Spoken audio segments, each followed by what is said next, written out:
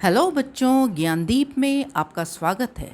आज हम राष्ट्र कवि रामधारी सिंह दिनकर द्वारा रचित बहुत ही सुंदर और प्रेरणादायक कविता स्वर्ग बना सकते हैं पढ़ेंगे। यह कविता उनके प्रसिद्ध महाकाव्य कुरुक्षेत्र से लिया गया है, जिसमें भीष्म पितामह महाभारत युद्ध के बाद युधिष्ठिर को उपदेश दे रहे हैं। तो चलिए पढ़ते हैं कविता स्वर्ग बना सकते हैं। धर्मराज या भूमि किसी की नहीं कृत है दासी, है जन्मना समान परस्पर इसके सभी निवासी।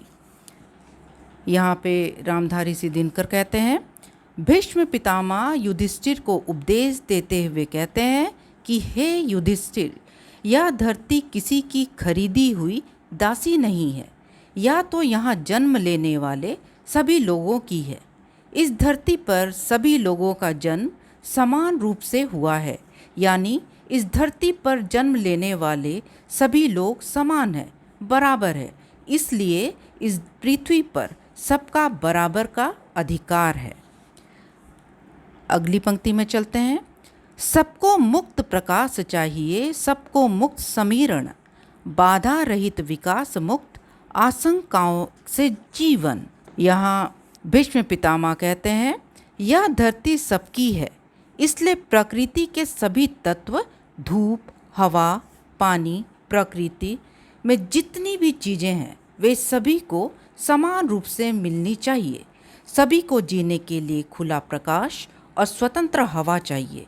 इस धरती पर निवास करने वाले सभी लोगों का यह अधिकार है कि उनका विकास हो, उनके विकास में किसी प्रकार की कोई बाधा ना आए, उन्हें किसी भी प्रकार की चिंता, आशंका या भय का सामना ना करना पड़े, क्योंकि यह धरती, आकाश, धूप, हवा, पानी सबके लिए है और उन पर सभी का समान रूप से अधिकार है। सभी का जीवन भय और आशंकाओं से मुक्त हो। अगली पंक्ति पे चलते हैं। लेकिन विघ्न अनेक अभी इस पथ पर अड़े हुए हैं, मानवता की राह रोककर पर्वत खड़े हुए हैं। भीष्म पितामह धर्मराज युधिष्ठिर को उपदेश देते हुए कहते हैं कि हालांकि सबका धरती, आकाश, धूप, हवा आदि पर समान रूप से अधिकार है, सभी को बिना रुकावट के अपना विकास करने का अधिकार है, फिर भी इस मार्ग में अभी भी अनेक बाधाएं, कठिनाइयां, समस्याएं हैं। जाति, धर्म, ऊंच नीच, अमीरी गरीबी के भेदभाव का विशाल पर्वत आज भी मानवता का रास्ता रोके खड़ा है, जिससे सबको बराबर का हक नहीं मिल पा रहा है। सब अपने हक के लिए लड़ रहे हैं। अगली पंक्ति में चलते हैं। न्यायोचित सुख सुलभ नहीं, जब तक मानव मानव को चैन कहाँ धरती पर, तब तक शांति कहाँ इस भव को। इस पंक्ति में कवि कहते हैं, जब तक इस दुनिया में हर एक मनुष्य को उसके न्याय के अनुसार सुख, उनके अधिकार आसानी से प्राप्त नहीं हो जाते, तब तक इस धरती पर मनुष्यों को चैन नहीं मिल सकता और ना ही इस संसार में शांति स्थापित हो सकती है। कहने का अर्थ है, जब तक हर एक मनुष्य को उनका अधिकार नहीं मिल जाता, समाज में शांति स्थापित नहीं हो सकता। समाज में शांति स्थापित करने के लिए ये आवश्यक है कि हर मनुष्य को न्याय के अनुसार उनका अधिकार दे दिया जाए। अगली पंक्ति में चलते हैं। जब तक मनुज मनुज का यह सुख भाव नहीं सम होगा, समित न होगा कोलाहल, संघर्ष नहीं कम होगा। भीष्म पितामह युधिष्ठिर को उपदेश देते हुए कहते हैं, जब तक हर एक मनुष्य को समान रूप से प्रकृति के हर एक साधन उपलब्ध नहीं होंगे, जब तक समानता के आधार पर सबको समान अधिकार नहीं दिए जाएंगे, तब तक संघर्ष की समाप्ति नहीं हो सकती। यानी तब तक समाज में फैला या असंतोष का कोलाहल शांत नहीं होगा और ना ही इंसानों के बीच का आपसी संघर्ष या लड़ाई झगड़ा कम होगा। अगली पंक्ति में चलते हैं।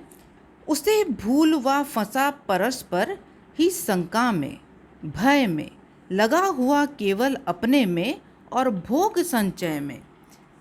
कवि कहते हैं, जब सभी मनुष्यों को सुख प्राप्त करने का समान अधिकार मिल जाएगा तो कोलाहल अपने आप समाप्त हो जाएगा। लेकिन सच्चाई तो यह है कि लोग अपने अधिकार को भूलकर आपस में ही एक दूसरे पर शक और भय के जाल में फंस गए हैं। आज का इंसान स्वार्थी हो गया है। वह केवल अपने बारे में ही सोचता है। वह दूसरों को भूल अपने लिए धन दौलत सुख सुविधाओं को बटोरने में लगा हुआ है, जिससे शक और भय का वातावरण बना रहता है। अगली पंक्ति में चलते हैं। प्रभु के दिए हुए सुख इतने है विकीर्ण धरती पर, भोग सके तो उन्हें जगत में कहाँ अभी इतने नर। कवि कहते हैं कि ईश्वर ने इस धरती पर इंसानों के लिए इतने सारे सुख साधन और प्राकृतिक संपदा फैला कर दिए हैं कि यदि संसार के सभी लोग भी मिलकर उसका उपभोग करना चाहे तो भी वे संसाधन कम नहीं पड़ेंगे। सच तो यह है कि धरती पर किसी भी चीज़ की कमी नहीं है।